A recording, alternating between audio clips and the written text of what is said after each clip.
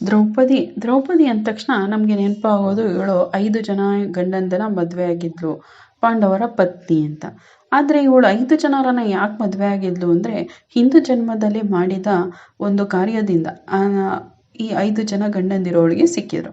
ಅದು ಏನು ಅಂತ ಈ ವಿಡಿಯೋದಲ್ಲಿ ತಿಳಿಸ್ಕೊಡ್ತೀನಿ. ಅದಕ್ಕೂ ಮುಂಚೆ ಯಾರು ನನ್ನ ಚಾನಲ್ನ ಸಬ್ಸ್ಕ್ರೈಬ್ ಮಾಡದೆ ನೋಡ್ತಾ ಇದ್ರೆ ಅವ್ರು ಸಬ್ಸ್ಕ್ರೈಬ್ ಮಾಡ್ಕೊಳ್ಳಿ, ಹಾಗೆ ವಿಡಿಯೋಗೆ ಒಂದು ಲೈಕ್ ಮಾಡಿ, ಹಾಗೆ ಓಂ ನಮಃ ಶಿವಾಯ ಅಂತ ಕಮೆಂಟ್ ಮಾಡಿ.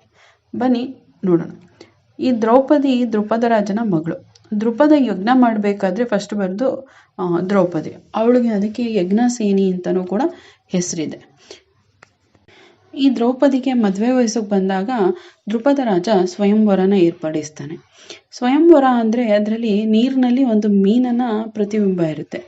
ಅದನ್ನು ನೋಡಿಕೊಂಡು ರಾಜಕುಮಾರ ಆ ಮೇಲೆ ಮೀನು ಕಟ್ಟಿರ್ತಾರೆ, ಅದರ ಕಣ್ಣಿಗೆ ಸರಿಯಾಗಿ ಬಿಲ್ಲು ಬಾಣ ಯಾರು ಬಿಲ್ಲು ಬಿಡ್ತಾರೋ ಅವರನ್ನು ದ್ರೌಪದಿ ಮದುವೆ ಆಗ್ತಾಳೆ ಅಂತ ಹೇಳುತ್ತೆ. ಅದರಲ್ಲಿ ತುಂಬ ಜನ ಬಂದಿರ್ತಾರೆ ರಾಜರುಗಳು, ಆದರೆ ಅದರಲ್ಲಿ ಯಾರೂ ಗೆಲ್ಲಕ್ಕಾಗಲ್ಲ. ಅರ್ಜುನ ಬಂದು ಅದನ್ನು ಬಿಲ್ಲು ಹಿಡಿದು ಮೀನಿಗೆ ಅರ್ಜುನ ಇವಳನ್ನು ಮದುವೆ ಆಗ್ತಾನೆ. ಅರ್ಜುನ ಮದುವೆ ಆಗಿ ಎಲ್ಲ 5 ಜನ ಸಹೋದರರ ಜೊತೆ ಬರಬೇಕಾದ್ರೆ ಬಂದು ಪಾಂಡವರ ತಾಯಿ ಕುಂತಿನ ನೋಡಿ ಅಮ್ಮ ಅಂತ ಹೇಳ್ತಾರೆ. ಅವಳು ಕೆಲಸ ಮಾಡ್ತಾ ಬ್ಯುಸಿಯಾಗಿದ್ದರಿಂದ ತಿರುಗಿ ನೋಡಿರಲ್ಲ. ಆಗ ಅರ್ಜುನ ಹೇಳ್ತಾನೆ, ಅಮ್ಮ ನಾನು ನಿನಗೋಸ್ಕರ ಏನೋ ತಂದಿದ್ದೀನಿ ನೋಡು ಅಂತ ಹೇಳ್ತಾನೆ.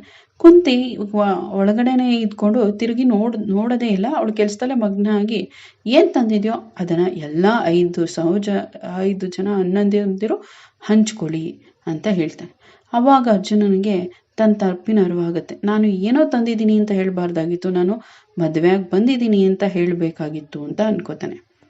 ಆಮೇಲೆ ಕುಂತಿನೂ ನೋಡ್ತಾಳೆ. ಕುಂತಿನೂ ನೋಡಿದಾಗ ಅಯ್ಯೋ ನಾನು ವಸ್ತು ಅಂತ ಅಂದ್ಕೊಂಡು ಏನೋ ಹಣ್ಣು ಏನೋ ತಂದಿರ್ಬೋದು ಅಂತ ಅಂದ್ಕೊಂಡು ಇವ್ರನ್ನ 5 ಜನನೂ ಹಂಚ್ಕೊಳ್ಳಿ ಅಂತ ಹೇಳ್ಬಿಟ್ಟೆ. ಆದರೆ ಒಬ್ಬ ವ್ಯಕ್ತಿಯ ದ್ರೌಪದಿ ಬಗ್ಗೆ ನಾನು ಈ ರೀತಿ ಮಾತಾಡಿದ್ದು ತಪ್ಪು ಅಂತ ಅನ್ಕೋತಾಳೆ.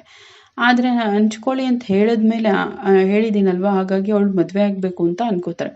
ಆದರೆ ದ್ರೌಪದಿ ಇದನ್ನು ಕೇಳಿದಾಗ ತುಂಬ ಕೋಪ ಆಗ್ತಾಳೆ. ನಾನು 5 ಜನ ಹೆಂಗೆ ಮದುವೆ ಆಗೋಕ್ಕಾಗತ್ತೆ ಅಂತ. ಆವಾಗ ಶ್ರೀಕೃಷ್ಣ ಮತ್ತು ವ್ಯಾಸರು ದ್ರೌಪದಿಗೆ ಹಿಂದಿನ ಜನ್ಮದಲ್ಲಿ ನೀನು ಏನು ಕೇಳ್ಕೊಂಡಿದ್ದೆ ಶಿವನ ಅದೇ ಸಿಕ್ಕಿದೆ ಅಂತ ಹೇಳ್ತಾರೆ.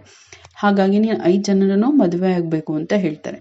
ಆವಾಗ ದ್ರೌಪದಿ 5 ಜನ ಪಾಂಡವರು ಯುಧಿಷ್ಠಿರ, ಅರ್ಜುನ, ಭೀಮ, ನಕುಲ, ಸಹದೇವ ಈ 5 ಜನರನ್ನು ಕೂಡ ಮದುವೆ ಆಗ್ತಾಳೆ. ಹಾಗಾದರೆ ಅವಳು ಹಿಂದಿನ ಜನ್ಮದಲ್ಲಿ ಏನಂತ ಕೇಳ್ಕೊಂಡಿದ್ಲು, ಯಾಕೆ ಅಂತ ಹೇಳ್ತೀನಿ ಕೇಳಿ. ಅದಕ್ಕೂ ಮುಂಚೆ ನಾವು ಯಾವುದೇ ಕೆಲಸ ಮಾಡಿದ್ರೂ ಹಿಂದಿನ ಜನ್ಮದಲ್ಲಿ ಮಾಡಿದ ಪುಣ್ಯ ಪಾಪ ಆದರೂ ಫಲ ನಮ್ಗೆ ಈ ಜನ್ಮದಲ್ಲಿ ಸಿಗ್ತಾ ಇದೆ ಅಂತ ಹೇಳ್ತಾರೆ. ಹಾಗೆ ಈ ದ್ರೌಪದಿಗೂ ಕೂಡ ಅದೇ ಆಗಿರುತ್ತೆ. ಏನಪ್ಪ ಅದು ಅಂದರೆ, ಹಿಂದಿನ ಜನ್ಮದಲ್ಲಿ ದ್ರೌಪದಿ ಒಬ್ಬ ಬಡ ಬ್ರಾಹ್ಮಣನ ಹೆಂಡತಿಯಾಗಿರ್ತಾಳೆ. ಅವನು ಬಡ ಬ್ರಾಹ್ಮಣ ಆಗಿರೋದ್ರಿಂದ ಅವ್ರಿಗೆ ಊಟಕ್ಕೆ ಬಟ್ಟೆಗೆ ಎಲ್ಲದಕ್ಕೂ ತುಂಬ ಕಷ್ಟವಾಗಿರುತ್ತೆ. ಆ ಕಷ್ಟದಲ್ಲೂ ಅವಳು ಹೆಂಗೋ ಜೀವನ ಮಾಡ್ಕೊಂಡು ಹೋಗ್ತಾ ಇರ್ತಾಳೆ. ಆದರೆ ಅವಳ ಗಂಡ ತುಂಬ ಆರೋಗ್ಯ ಹದಗೆಡುತ್ತೆ. ಆರೋಗ್ಯ ಹದಗೆಟ್ಟಾಗ ಅವಳೇ ಅವನನ್ನು ಸಾಕಬೇಕಾಗಿರುತ್ತೆ, ಅವಳೇ ಅವನನ್ನು ನೋಡ್ಕೋತಾ ಇರ್ತಾಳೆ. ಆದರೆ ಮಿಕ್ಕಿದವರೆಲ್ಲ ಗಂಡನೇ ಹೆಂಡತಿನ ನೋಡ್ಕೋತಾ ಇರ್ತಾನೆ. ಆದರೆ ಇವಳಿಗೆ ಮಾತ್ರ ಇವಳೇ ಅವಳ ಗಂಡನ ನೋಡ್ಕೋಬೇಕಾಗತ್ತೆ. ಆದರೂ ಅವಳ ಗಂಡನಿಂದ ಯಾವುದೇ ರೀತಿಯ ಸುಖ ಸಂತೋಷ ಅವಳಿಗೆ ಸಿಗೋದಿಲ್ಲ. ಅವಳಿಗೆ ಅದು ತುಂಬ ಯೋಚನೆ ಆಗಿರುತ್ತೆ. ಹೀಗೆ ಸ್ವಲ್ಪ ಕಾಲ ನಡೆದ ಮೇಲೆ ಅವಳ ಗಂಡ ತೀರೋಗ್ಬಿಡ್ತಾನೆ. ಇವಳು ಎಲ್ಲ ರೀತಿ ತುಂಬ ಒಳ್ಳೆಯವಳಾಗಿರ್ತಾಳೆ. ಅವಳು ಗಂಡನ ಬಿಟ್ಟು ಬೇರೆ ಕಡೆ ತಿರುಗಿ ನೋಡಲ್ಲ. ಅಷ್ಟು ಒಳ್ಳೆ ಹೆಣ್ಣಾಗಿದ್ರು, ಅವಳು ತುಂಬ ಚೆನ್ನಾಗಿದ್ರು ಕೂಡ ಅವನಿಂದ ಯಾವುದೇ ಸುಖ ಸಿಗಲ್ಲ. ಅವಳನ್ನು ಯಾವುದೇ ರೀತಿ ಪ್ರೀತಿಯಿಂದ ನೋಡ್ಕೊಳ್ಳೋಕ್ಕೂ ಆಗೋದಿಲ್ಲ. ಅವನು ಸತ್ತೋಗ್ಬಿಟ್ಟ ಮೇಲೆ ಅವಳಿಗೆ ತುಂಬ ಯೋಚನೆ ಆಗುತ್ತೆ.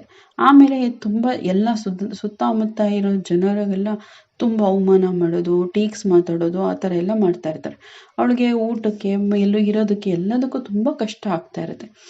ಆವಾಗ ಒಂದಿನ ಮಲಗಿದಾಗ ಅವಳಿಗೊಂದು ಯೋಚನೆ ಆಗಿಬಿಡುತ್ತೆ, ನನಗೆ ಈ ಜನ್ಮದಲ್ಲಂತೂ ಯಾವುದೇ ರೀತಿ ಗಂಡನಿಂದ ಸುಖ ಸಂತೋಷ ಏನೂ ಸಿಗಲಿಲ್ಲ, ಇದೇ ರೀತಿ ಮುಂದಿನ ಜನ್ಮದಲ್ಲೂ ಆಗೋದ್ರೆ ಏನು ಮಾಡೋದು ಅಂತ ಯೋಚನೆ ಆಗ್ಬಿಡುತ್ತೆ.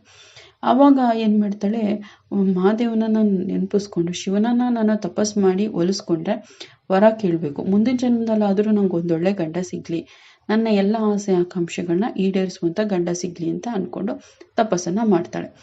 ಅನೇಕ ವರ್ಷ ತಪಸ್ಸು ಮಾಡಿದ್ಮೇಲೆ ಶಿವ ಪ್ರತ್ಯಕ್ಷ ಆಗ್ತಾನೆ.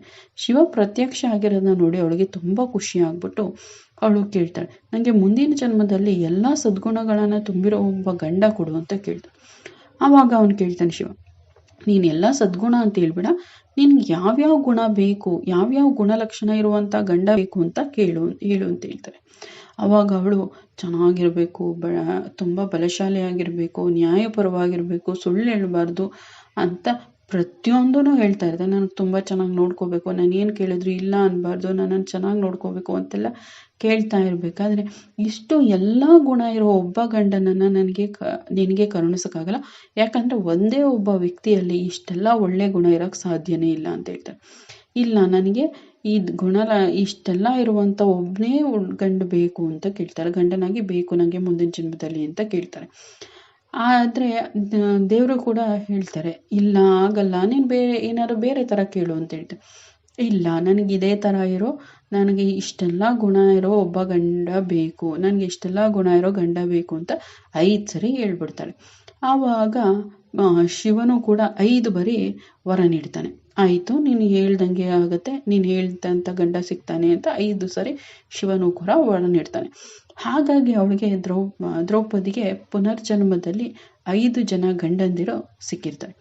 ಈ ವಿಡಿಯೋ ಇಷ್ಟ ಆಗಿದೆ ಅಂತ ಭಾವಿಸ್ತೀನಿ. ಇಷ್ಟ ಆಗಿದ್ದರೆ ನನ್ನ ಚಾನಲ್ನ ಸಬ್ಸ್ಕ್ರೈಬ್ ಮಾಡ್ಕೊಳ್ಳಿ.